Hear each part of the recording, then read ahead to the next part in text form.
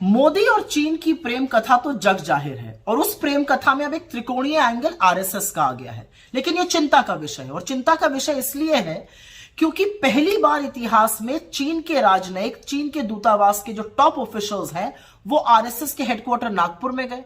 वो वहां क्यों गए? आरएसएस कोई राजनीतिक दल नहीं है, आरएसएस सरकार का हिस्सा नहीं है, आरएसएस तो अपने आप को गैर राजनीतिक दल, सांस्कृतिक दल बताता है। तो वहां पे क्या हुआ? और चिंता इसलिए है क्योंकि उस मीटिंग के कुछ ही दिनों बाद चीन के मुखपत्र ने मोदी जी की तारीफ में कसीदे पढ़े।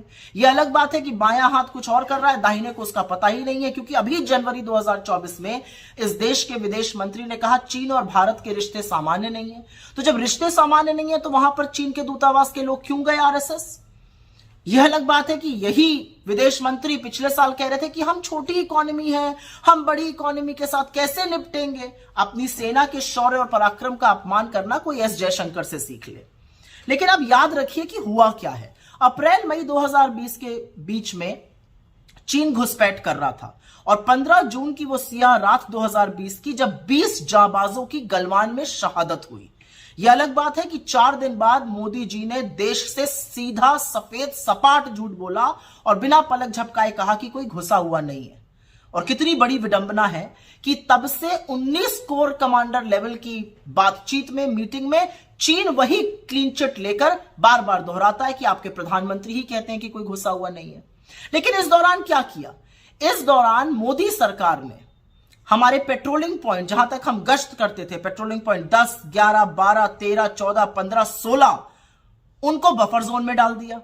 जिन रणनीतिक इलाकों पर हमने कब्जा किया था वहां से सेना को पीछे किया गया।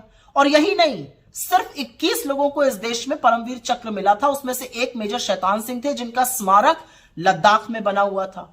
उस स्मारक को भी बफर जोन में डाल दिया गया। और सिर्फ स्मारक बफर जोन में नहीं डाला गया, अब कहा जा रहा है उसको शिफ्ट किया जाएगा। और इसकी पुष्टि भाजपा के खुद के काउंसलर ने लद्दाख में की है, वहां के चरवाहों ने की है कि जहां तक पहले जा सकते थे अब जा नहीं पा रहे हैं। अरे सब कुछ छोड़िए, इनका खुद का सांसद अरुणाचल में कहते हैं कि चीन गांव बसा रहा है और मोदी जी की आंखों से चीन के प्रेम की पट्टी ही नहीं उतरती है। लेकिन इस दौरान सरकार ने क्या किया? जब यह सब हो रहा था, सरकार ने चीन को सबसे बड़ा ट्रेडिंग पार्टनर बनाया और $100 बिलियन का ट्रेड डेफिसिट किया। आपकी आंखों में धूल झोंकने के लिए इन्होंने कुछ छोटी मोटी ऐप्स को बैन कर दिया। चीन के राष्ट्रपति से मोदी जी की करीब 18 मीटिंग हुई है, 30 बार आए गए हैं, वो अलग बात है। इन 18 मीटिंग्स में मोदी जी ने देश के हित के बारे में क्या बात की मैं नहीं जानती हूं। लेकिन अभी एक मीटिंग हुई थी साउथ अफ्रीका में अगस्त 2023 में, और उस मीटिंग के बाद चीन ने एक मैप रिलीज किया जिसमें हमारे ही देश के जगहों का अपने देश में बता दिया गया। मोदी जी चुप रहे, बिल्कुल चीन का नाम नहीं लेते हैं। लाल आंख दिखाने की बात करते थे, यहां पर तो उनको झूले झूलने से फुर्सत नहीं है, ये साबरमती के तट पे झूल रहे हैं।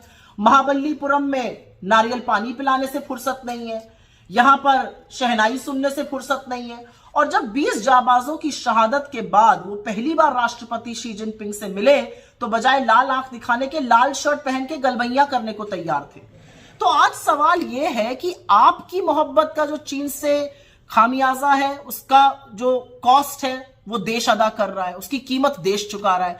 अब ये आरएसएस के साथ क्या खिचड़ी पक रही है ये समझना जरूरी है, क्योंकि हमारी भूभागीय अखंडता पर, हमारी संप्रभुता पर चीन अगर नजर उठाकर देखेगा तो उससे सेना निपट लेगी। लेकिन आप लोगों के बीच में क्या पक रहा है यह देश जानना चाहता है, और यह जवाब आपको भी देना पड़ेगा और यह नागपुर में बैठे हुए आरएसएस के लोगों को भी देना पड़ेगा।